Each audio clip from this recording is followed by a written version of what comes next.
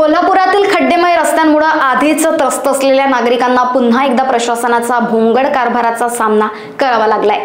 उपमुख्यमंत्री एकनाथ शिंदे यांच्या दौऱ्याच्या पार्श्वभूमीवर मार्केट यार्ड परिसरातील रस्त्याचे घाईघाईत डांबरीकरण करण्यात आले होते, परंतु फक्त काही तासातच हा रस्ता उखडल्याचं समोर आलंय। दर्जाहीन कामगिरीबद्दल नागरिक आणि स्थानिक कार्यकर्त्यांनी संताप व्यक्त केला असून शिवसेना ठाकरे गटानं या प्रकरणावर प्रशासनावर तीव्र टीका केली।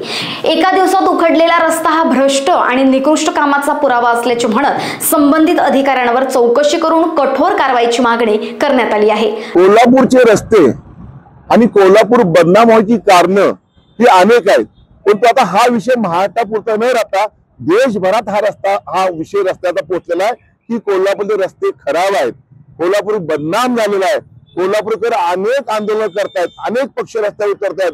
आम्ही तर अनेक वेळा आमच्या पक्षाच्या वतीनं तीव्र आंदोलन केले, अनेक वेळा निवेदन दिली, परंतु प्रशासक मुरदाड प्रशासन हे गप्प बसलेलं आहे। कारण ठेकेदार, लोकप्रतिनिधी आणि काही प्रशासनातील मंडळी यांचं लागेबंद, भ्रष्ट लागेबंद असल्या कारणाने रस्ते आम्हाला चांगले मिळत नाही।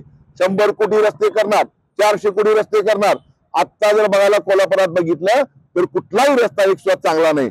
दुर्दैवाने एक सांगायला लागेल, उपमुख्यमंत्री साहेब एकनाथ शिंदे साहेब ज्या ठिकाणी कार्यक्रम येणार होते, आदल्या दिवशी रस्ता केला आणि जवळजवळ मुंबईत पोहोचतोपर्यंत त्या रस्त्याची वाट लागलेली आहे।